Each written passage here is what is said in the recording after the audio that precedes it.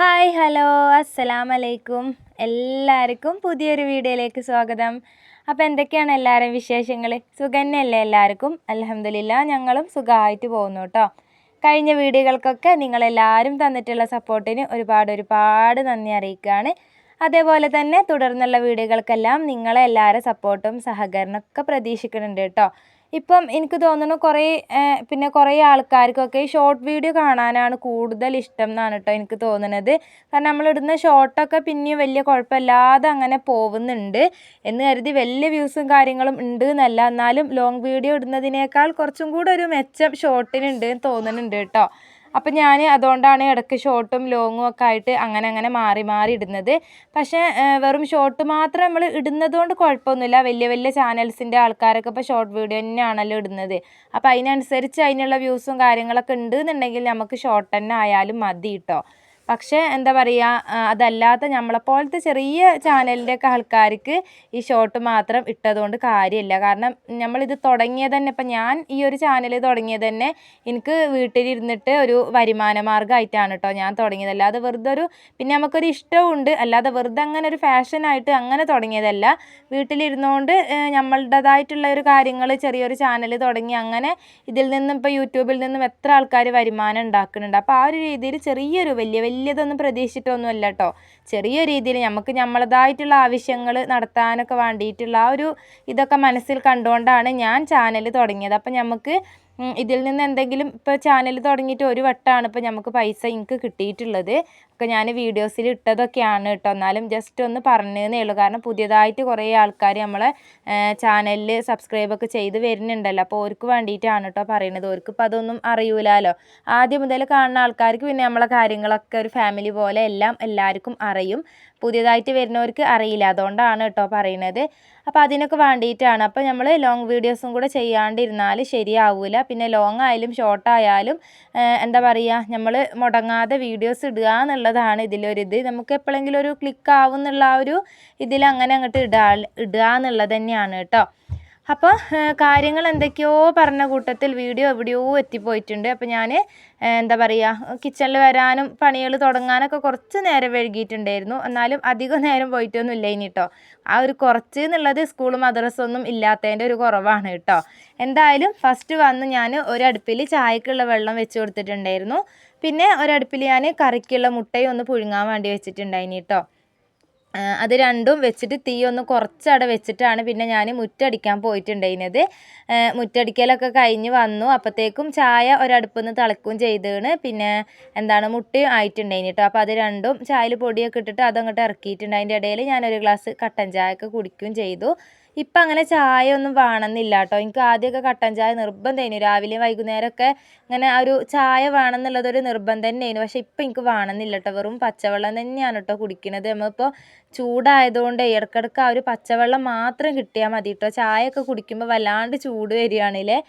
അപ്പോൾ ഞാൻ എന്തായാലും ഒരു ഗ്ലാസ് ചായയൊക്കെ കുടിച്ചു. പിന്നെ വേഗം സാധാരണ ചെയ്യുന്ന പോലെ തന്നെ തക്കാളി ഉള്ളിയും കുറച്ച് മഞ്ഞൾപ്പൊടി ഉപ്പൊക്കെ ഇട്ടിട്ട് ഞാനൊന്ന് കുക്കറിൽ ഒരു 2 വിസിൽ അടുപ്പിച്ചെടുത്തിട്ടുണ്ടായിരുന്നു കേട്ടോ മുട്ടക്കറിക്ക്.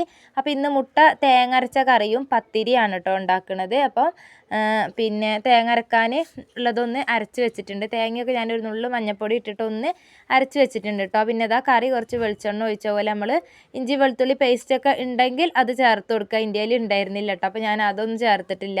ആ ഒരു എണ്ണയിലേക്ക് നമ്മൾ കുക്കറിലുണ്ടായിരുന്ന തക്കാളി ഉള്ളിയും ആ ഒരു വേവിച്ചത് ഉണ്ടായില്ലേ അത് ഇട്ട് കൊടുത്തു. പിന്നെ അതിലേക്ക് വേണ്ട മസാലപ്പൊടികൾ കുറച്ച് മുളക് പൊടി മഞ്ഞൾപ്പൊടി അതുപോലെ കുറച്ച് ചിക്കൻ മസാലയൊക്കെ ഇട്ടിട്ട് ഒരിത്തിരി മല്ലിപ്പൊടിയൊക്കെ ഇട്ടിട്ട് ഒന്ന് പൊടികളും ഇട്ടു മുട്ട ഇട്ട് കൊടുത്തിട്ടുണ്ട്.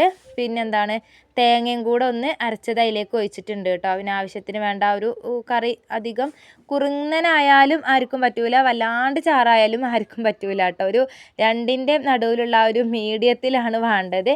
എന്തായാലും കറി അവിടെ റെഡിയാക്കിയിട്ടുണ്ട് കേട്ടോ. ഇനിയിപ്പോൾ അതൊന്ന് തിളച്ചാൽ ഒന്നങ്ങോട്ട് ഓഫാക്കി എടുക്കുക. ഈ സാധാരണ അങ്ങനെ പറയുകയാണ് കേട്ടോ, പത്തിരിക്ക് ചിക്കനോ ബീഫോ മാത്രമേ ചേരുള്ളൂ എന്ന്. പിന്നെ എപ്പോഴും ഇപ്പോൾ നമുക്ക് പത്തിരിക്ക് എന്താ പറയുക ചിക്കനും ബീഫും തന്നെ ഉണ്ടായിക്കൊള്ളണം എന്നൊന്നും ഇല്ലല്ലോ. അപ്പോൾ പിന്നെ നമ്മൾ മുട്ടക്കറി തേങ്ങ അരച്ച് വെച്ചാലൊക്കെ നല്ല ടേസ്റ്റ് തന്നെയാണ് കേട്ടോ പത്തിരിക്ക് കഴിക്കാൻ. അപ്പോൾ എന്തായാലും നമ്മളെ കറി അവിടെ റെഡി ആയിട്ടുണ്ട്. പിന്നെ ഞാൻ അപ്പുറത്തെ അടുപ്പിൽ പത്തിരിക്ക് പൊടി ഒന്ന് വാട്ടാൻ വേണ്ടിയിട്ട് വെച്ചിട്ടുണ്ടായിരുന്നു കേട്ടോ. അപ്പോൾ ഞാൻ അതൊന്ന് വെള്ളമൊക്കെ തിളച്ച് വന്നിട്ടുണ്ട്. നല്ല തിളച്ച വെള്ളത്തിൽ തന്നെയാണ് ഇട്ടിട്ട് വാട്ടിയെടുക്കുന്നത്. അപ്പോൾ നല്ലോണം ഒന്ന് വാട്ടിയെടുക്കുന്നുണ്ട്. കുറച്ചൊരു വലിയൊരു വട്ടച്ചെമ്പന്നെ എടുത്തതാണ് കേട്ടോ. എന്നാലല്ലേ നമുക്ക് നല്ലോണം അങ്ങോട്ട് ഇളക്കി ഒന്ന് വാട്ടി ഇങ്ങോട്ട് എടുക്കാൻ പറ്റുക. അപ്പോൾ എനിക്ക് നൂൽപുട്ടിനെക്കാട്ടി ഇപ്പോൾ ഒരു എളുപ്പം തോന്നുന്നത് പത്തിരി തന്നെയാണ് കേട്ടോ. ഈ നൂൽപുട്ട് ഇങ്ങനെ പീച്ച് ഇങ്ങോട്ട് ഇതാക്കൽ മടിയാണ് കേട്ടോ. എൻ്റേതാണെങ്കിൽ നമ്മൾ ആ ഒരു പീച്ചുന്ന സമയത്ത് അതിൻ്റെ ഉള്ളിൽ നമ്മളെല്ലാം പീച്ച് കഴിഞ്ഞിട്ട് പിന്നെ അത് തുറന്ന് നോക്കൂലേ, അപ്പോൾ അതിൻ്റെ ഉള്ളിൽ ഒരുപാട് ഇങ്ങോട്ട് ബാലൻസ് വരികയാണ് കേട്ടോ. ആ ഒരു അച്ചുമ്മൽ ഇങ്ങനെ ഒട്ടിപ്പിടിച്ചിട്ട്. അപ്പോൾ അതൊക്കെ ആകുമ്പോൾ പിരാന്ത് പിടിക്കും കേട്ടോ അതിന് നിൽക്കാൻ വേണ്ടിയിട്ട്. അപ്പോൾ പിന്നെ ഞാൻ അധികവും പിന്നെ പത്തിരിമേലേക്ക് അങ്ങോട്ട് നിൽക്കല. പത്തിരി പിന്നെയും എനിക്ക് എളുപ്പം തോന്നുന്നുണ്ട് കേട്ടോ. പിന്നെ പറഞ്ഞാൽ പത്തിരി നല്ല ചൂടോടെ കൂടെ കുഴയ്ക്കും വേണ്ട, അല്ലെങ്കിലേ ചൂട്. അതിൻ്റെ ഇടയ്ക്ക് ഇതും ചൂട് എന്ന് പറഞ്ഞ പോലെയാണ് കേട്ടോ. അപ്പം മൊത്തത്തിൽ ചൂടിൻ്റെ ഒരു ഇതാണല്ലോ, നമുക്കിവിടെ നല്ല ചൂടാണ് കേട്ടോ. എനിക്ക് തോന്നുന്നു നാട്ടിലും ഇതിനും വലിയ ചൂടായിരിക്കും. ഇപ്പോൾ സാധാരണ വയനാട്ടിൽ ഇങ്ങനെ ഒരു ചൂട് എന്നുള്ളതൊന്നും പണ്ടൊന്നും ഇങ്ങനെ കേട്ടിട്ടൊന്നും ഇല്ലേനു. ഇപ്പോൾ തോന്നി എനിക്ക് വയനാട്ടിലാണോ ഏറ്റവും കൂടുതൽ ചൂട് എന്നാണ് കേട്ടോ എനിക്ക് തോന്നുന്നത്.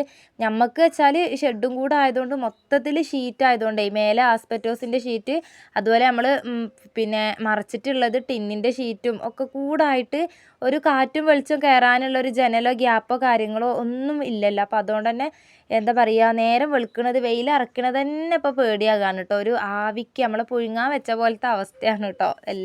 ഇപ്പം ഇവിടേന്നല്ല കേട്ടോ, മൊത്തത്തിൽ എല്ലായിടത്തും അങ്ങനെ തന്നെയാണല്ലോ. അങ്ങനെ എന്താ പറഞ്ഞു വന്ന കൂട്ടത്തിൽ പത്തിരിക്കുള്ള പൊടിയൊക്കെ ഒന്ന് ഞാൻ നല്ലോണം കുഴച്ചൊക്കെ എടുത്തിട്ടുണ്ടായിരുന്നു. പിന്നെ അതിലേക്കുള്ള ഉരുളകളും കാര്യങ്ങളൊക്കെ ആക്കി വെച്ചിട്ടുണ്ട്.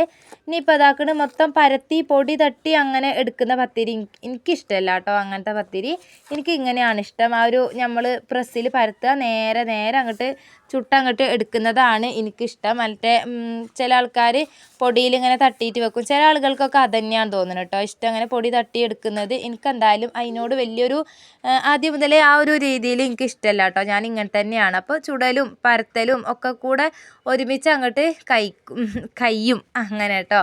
അപ്പോൾ എന്തായാലും ഇതാ ഞാൻ പത്തിരി ഓരോന്നും ആയിട്ട് അങ്ങനെ ചുട്ടെടുക്കുന്നുണ്ട്. കുറച്ച് വലുതാക്കിയൊക്കെ എടുത്തതാണ്, എന്നാലും നമ്മൾ സാധാരണ ചുടുന്ന ആ ഒരു വലുപ്പം തന്നെയാണ് കേട്ടോ. ഇതിൽ പിന്നെ ചെറിയ പത്തിരിയൊക്കെ ആണെന്നുണ്ടെങ്കിൽ ഒരു 2 എണ്ണമൊക്കെ വെച്ചിട്ട് ചുടാൻ പറ്റും കേട്ടോ. ഞാൻ ആദ്യമൊക്കെ ഓരോന്ന് വെച്ച് ചുട്ടേ. പിന്നെ കുറച്ചങ്ങോട്ട് കഴിഞ്ഞപ്പോൾ പിന്നെ സൈഡിലും ഒക്കെ ആയിട്ട് ചെറുത് 2 എണ്ണമൊക്കെ ആക്കിയിട്ട് അങ്ങനെയൊക്കെ ചുട്ടിട്ടാണ് കേട്ടോ തീർത്തിട്ടുണ്ടായിരുന്നത്.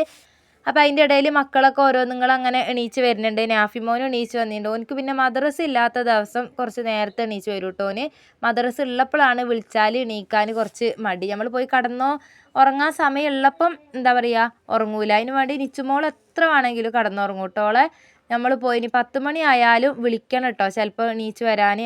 പെൺകുട്ടികളെ നല്ലോണമായിട്ട് കടന്നങ്ങോട്ട് ഉറങ്ങിക്കോളും. ഞാൻ പറയും പെൺകുട്ടിയാണ് മതി ഇങ്ങോട്ട് എണീച്ചൂട് പറയലാണ് കേട്ടോ നിച്ചോളോട്. അങ്ങനെ ഇതാട്ടോ എന്താ പറയുക, അതിൻ്റെ പത്തിരി ചുടലൊക്കെ അങ്ങോട്ട് കഴിച്ചിട്ടുണ്ട്. ഇതിൻ്റെ ഇടയിൽ കുട്ടികൾസൊക്കെ വന്ന് ചായ കുടിച്ച് പോയിട്ടുണ്ടായിരുന്നു കേട്ടോ. ഞാൻ ചുടുന്നതിനനുസരിച്ച് ചൂടോടെ നിച്ചോളും നാച്ചിയും ഒക്കെ ചായയൊക്കെ കുടിച്ചിട്ടുണ്ടായിരുന്നു. ഇക്കാക്കും ചായയൊക്കെ കുടിച്ച് ഇക്കയും പോയിട്ടുണ്ടായി. ഇനിയിപ്പോൾ ഞാനും എന്താ പറയുക എല്ലാ ചുടലും അവർക്കൊക്കെ കൊടുക്കലൊക്കെ അങ്ങോട്ട് കഴിഞ്ഞു. ഞാനും ഒന്ന് സ്വസ്ഥമായിരുന്ന് ചായയൊക്കെ കുടിച്ചു.